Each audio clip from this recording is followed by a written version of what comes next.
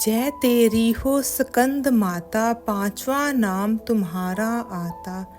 सबके मन की जाननहारी, जग जननी सबकी महतारी। तेरी ज्योत जलाता रहूं मैं, हरदम तुम्हें ध्याता रहूं मैं। कई नामों से तुझे पुकारा, मुझे एक है तेरा सहारा। कहीं पहाड़ों पर है डेरा, कई शहरों में तेरा बसेरा। हर मंदिर में तेरे नज़ारे, गुन गाए तेरे भगत प्यारे।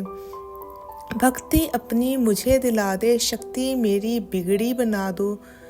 इंद्र आदि देवता मिल सारे, करे पुकार तुम्हारे द्वारे। दुष्ट दैत्य जब चढ़कर आए, तुम ही खंडा हाथ उठाए। दासों को सदा बचाने आई, बलविंदर की आस पुजाने आई। जय माता दी। आज इस वीडियो में हम पांचवी देवी स्कंद माता के बारे में जानने का प्रयत्न करेंगे। नवरात्रि की पांचवी देवी को स्कंद माता कहा जाता है। भगवान शिव की अर्धांगिनी के रूप में मां ने स्वामी कार्तिकेय को जन्म दिया था। स्वामी कार्तिकेय का दूसरा नाम स्कंद है, इसलिए मां दुर्गा ने इस रूप को स्कंद माता कहा गया है, जो कि प्रेम और वात्सल्य की मूर्ति है। नवरात्रि का पांचवा दिन स्कंद माता की उपासना का दिन होता है। मोक्ष के द्वार खोलने वाली माता परम सुखदायी है। माँ अपने भक्तों को समस्त इच्छाओं की पूर्ति करती है। स्कंद माता की चार भुजाएं हैं। इनके दाहिने हाथ में नीचे वाली भुजा जो ऊपर की ओर उठी हुई है, उसमें कमल पुष्प है। बाईं तरफ की ओर वाली भुजा में वर मुद्रा में तथा नीचे वाली भुजा जो ऊपर की ओर उठी है, उसमें भी कमल पुष्प ली हुई है। इनका वर्ण पूर्णतः शुभ है। ये कमल के आसन पर विराजमान रहती हैं, इसी कारण इन्हें पद्मासन देवी भी कहा जाता है। इनका वाहन सिंह या शेर है। नवरात्र के पांचवें दिन दुर्गा जी के पांचवें स्वरूप का नाम स्कंद माता की पूजा और अर्चना की जाती है। स्कंद शिव और पार्वती के दूसरे और षडानन 6 मुख वाले पुत्र कार्तिकेय का एक नाम है।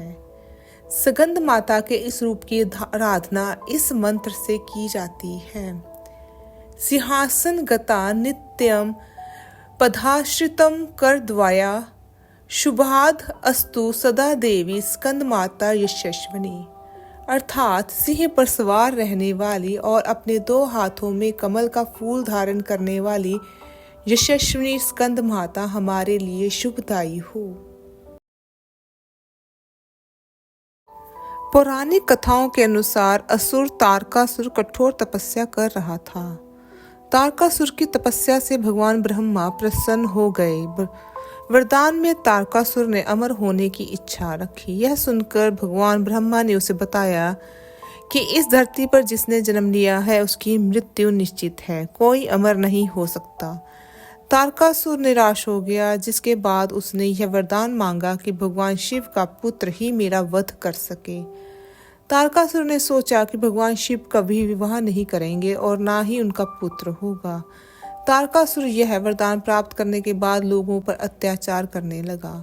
तंग आकर सभी देवता भगवान शिव से मदद मांगने लगे। तारकासुर का वध करने के लिए भगवान शिव ने माता पार्वती से विवाह किया। विवाह करने के बाद शिव पार्वती का पुत्र कार्तिकेय हुआ। जब कार्तिकेय बड़ा हुआ तब उसने तारकासुर का वध कर दिया। स्कंद माता को कार्तिकेय की माता कहा जाता है।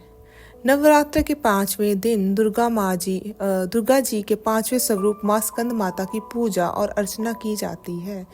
स्कंद शिव और पार्वती के दूसरे और षडानन 6 मुख वाले पुत्र कार्तिकेय का एक नाम है। स्कंद की मां होने के कारण ही इनका नाम स्कंद माता पड़ा।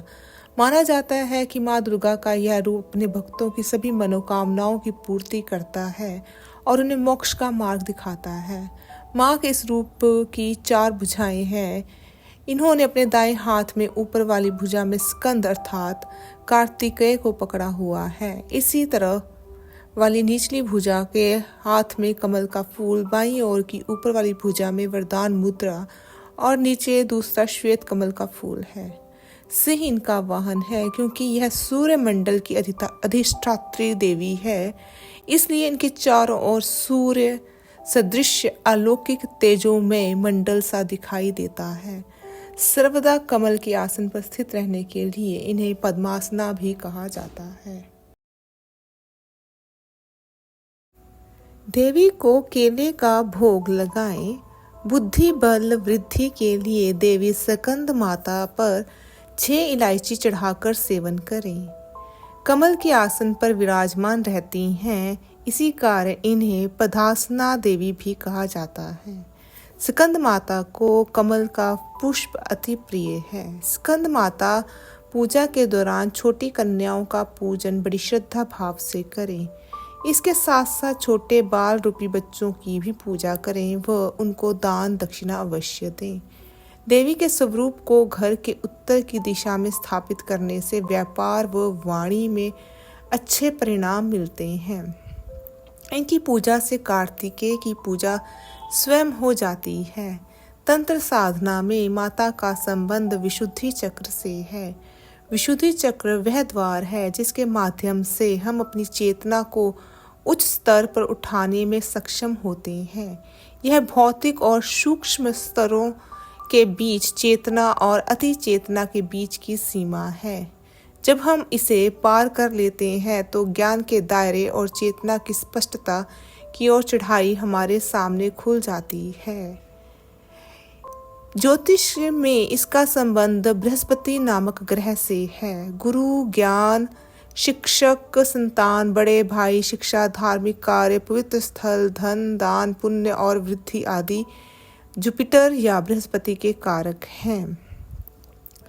यहाँ पर हम एक चीज देख सकते हैं, कार्तिकेय को मंगल ग्रह के साथ जोड़ा गया है, साथ ही इसके साथ बृहस्पति ग्रह हैं और विशुद्धि चक्र है। अगर हम बृहस्पति ग्रह और कार्तिकेय के मंगल ग्रह के एनर्जीज को जोड़कर जाने तो ये एक बहुत ही ज्ञान शक्ति का संबंध बनाते हैं। बृहस्पति ज्ञान तथा कार्तिकेय मंगल एक्शन या शक्ति को चिन्हित करते हैं। देवी माँ का 5वां रूप स्कंद माता के नाम से प्रचलित है। भगवान कार्तिकेय का एक नाम स्कंद भी है जो ज्ञान शक्ति और कर्म शक्ति के साथ सूचक है। स्कंद इन्हीं दोनों के मिश्रण का परिणाम है। स्कंद वो दैवीय शक्ति है जो व्यवहारिक ज्ञान को सामने लाती है, वो जो ज्ञान को कर्म नॉलेज टू एक्शन में बदलती है। शिव तत्व आनंदमय, सदैव शांत और किसी भी प्रकार के कर्म से परे का सूचक है। दैवी तत्व आदि शक्ति सब प्रकार के कर्म के लिए उत्तरदायी है। ऐसी मान्यता है कि देवी इच्छा शक्ति, ज्ञान शक्ति और क्रिया शक्ति का समागम है। जब शिव तत्व का मिलन इस त्रिशक्ति के साथ होता है तो स्कंद का जन्म होता है। स्कंद माता ज्ञान और क्रिया के स्रोत, आरंभ का प्रतीक है। इसे हम क्रियात्मक ज्ञान अथवा सही ज्ञान से प्रेरित क्रिया कर्म भी कह सकते हैं। प्राय ऐसा देखा गया है कि ज्ञान तो है किंतु उसका कुछ एक्शन, पर्पस, यूज या प्रयोजन, क्रियात्मक प्रयोग नहीं होता। किंतु ज्ञान ऐसा भी है जिसका ठोस प्रयोजन, पर्पस, लाभ है, जिसे क्रिया द्वारा अर्जित किया जाता है। आप स्कूल कॉलेज में फिजिक्स, भौतिकी, केमिकल, रसायन शास्त्र पढ़ते हैं, जिसका प्राय आप दैनिक जीवन में कुछ अधिक प्रयोग करते हैं, और दूसरी ओर चिकित्सा पद्धति, औषधि शास्त्र का ज्ञान दिन प्रतिदिन में अधिक उपयोग में आता है। जब आप टेलीविज़न ठीक करना सीख जाते हैं तो अगर कभी वो खराब हो जाए तो आप उस ज्ञान का प्रयोग पर टेलीविज़न ठीक कर सकते हैं। इसी तरह जब कोई मोटर खराब हो जाती है तो आप उसे यदि ठीक करना चाहते हैं या जानते हैं, उस ज्ञान का उपयोग कर उसे ठीक कर सकते हैं। इस प्रकार का ज्ञान अधिक प्रैक्टिकल नॉलेज, व्यवहारिक ज्ञान है। अतः स्कंद सही व्यवहारिक ज्ञान, प्रैक्टिकल नॉलेज और क्रिया एक्शन के एक साथ होने का प्रतीक है। स्कंद तत्व मात्र देवी का एक और रूप है। हम अक्सर कहते हैं कि ब्रह्मा सर्व सर्वव्यापी है।